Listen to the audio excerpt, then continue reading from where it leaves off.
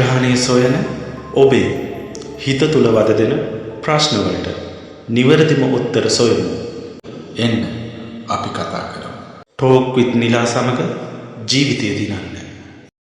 ආයිබෝවන් යාළුවනේ, ජීවිතේ ඉපදුනදා පටන් පොඩි ලොකු ભેදයක් නැතුව අපි ඉදිරියට ගලාගෙන ආව ප්‍රශ්න නම් කියලා නිම කරන්න අමාරුයි. ඒත් ඒ වගේ කීපයක් විතරයි අපට දැනට මතක තියෙන්නේ. පුංචි කාලේ ඉඳලා මේ වෙනකන් ආපු හැම ප්‍රශ්නයකටම මූණ දීලා විසඳගෙන ඒත් නැත්නම් කාලයට ඉඩ දීලා හරි අපි අද ඉන්න තැන ඉන්නවා. සමහර ප්‍රශ්න තියෙනවා විසඳුම් හොයාගන්න හරි අමාරු. ඒ වගේම සමහර විසඳුම් තියෙනවා ඒ විසඳුම් හිතට ගතට දරන්න බැරි තරම් බර උත්තර. ඉතින් දැන් ඔයා මුහුණ දීලා ඉන්නේ ඊටමත් ලොකු ජීවිතයත් එපා කරන තරම් බරපතල ප්‍රශ්නයක නම් අපිට ජීවිතේනොත් සමුවරන් යන්න හිතෙන තරම් අසරණ හැඟීමක් එනවා නම් අපි මොකද කරන්න ඕන? අපේ මනස කොහොමද ශක්තිමත් කරගන්න ඕන? ටෝක් විත් නිලා YouTube channel එක subscribe කරන්න යන්න. ඉතින් ඔයා දැන් ඉන්න තත්ත්වය ගැන ඇත්තටම මට දුකයි. ප්‍රශ්න ඇතිවීමත් ඒ නිසා කලකිරීමට පත්වීමත් සාමාන්‍ය දෙයක් වෙනවා. ඔයා හිතන්න එපා ওই ප්‍රශ්නය ඔයාට විතරමයි තියෙන්නේ කියලා. ඔයාට වඩා ගොඩක් ලොකු ප්‍රශ්නත් මිනිස්සුන්ට තියෙනවා කියලා මතක් කරගන්න. ප්‍රශ්නවලට උත්තර හොයාගෙන ඒ ප්‍රශ්නය ඉවර වුණොත් ආපහු ප්‍රශ්නයක් ඒවි.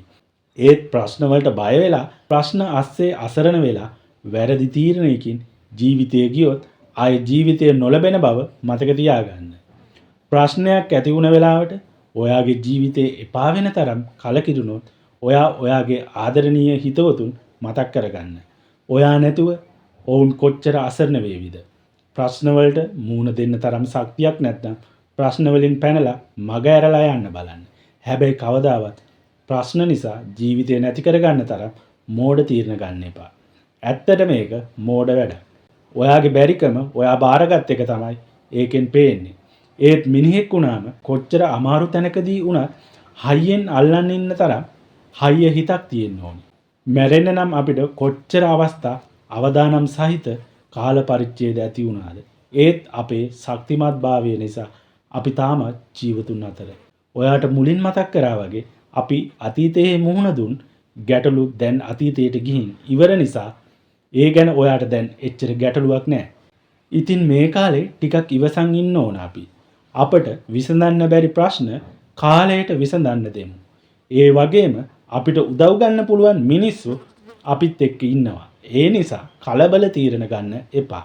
ඔබේ ජීවිතයේ වටිනාකම සහ ජීවත් වීමට හේතුව දැනගන්න උත්සාහ කරන්න. ජීවිතයක වටිනාකම කියන්නේ අනිත් අය ඔබට දෙන ඇගයීමක් නෙවෙයි. ඒක ඔයාගෙම ඇතුලේ තියෙන දෙයක්. සමහර විට ඔබ ගැනම හොඳට හිතන්නේ නැති වෙන්න පුළුවන්. ඒත් ඔබ මෙලොවට බිහි වුණේ විශේෂ හේතුවක් ඇතුව. ඔබ අවට සිටින මිනිසුන්ට ඔබ අවශ්‍යයි. ඔබ අවට සිටින මිනිසුන්ට ඔබ නැති ලෝකය ඊටමත් අසීරු වීමට ඉඩ තියෙනවා. සමහර විට ඔබ තව කෙනෙකුගේ ජීවිතය වෙනස් කරන්න හේතුවක් වෙන්න පුළුවන්. සමහර විට ඔබ බොහෝ දෙනාගේ ජීවිත වෙනස් කරපු බොහෝ දෙනාගේ ජීවිතවල බර කරටගත් වටිනා කෙනෙක් වෙන්න ඇති. ඔබ ජීවත් වීම ඔවුන්ටත් ශක්තියක්. ඔබේ වටිනාකම ඔබට නොතේරුණාට ඔබට ඉහළ වටිනාකමක් තියෙනවා. ඔබට ජීවත් වීමට හේතුවක් සොයා ගැනීම අසීරු වෙන්න ඇති. ඒ වගේම ඔබට ඔබගේ ජීවිතයේ වටිනාකම පේන්නේ නැති වෙන්න පුළුවන්. ඒත් මතක තියාගන්න. ඔබට ආදරය කරන ඔබ ගැන සිතන අය ඔයා වටේ ඉන්නවා. හැම මිනිහෙක්ටම ජීවත් වෙන්න විශේෂත්වයක් තියෙනවා. ඒ විශේෂත්වය ඔබ මෙතෙක් දැකලා නැති වෙන්න පුළුවන්.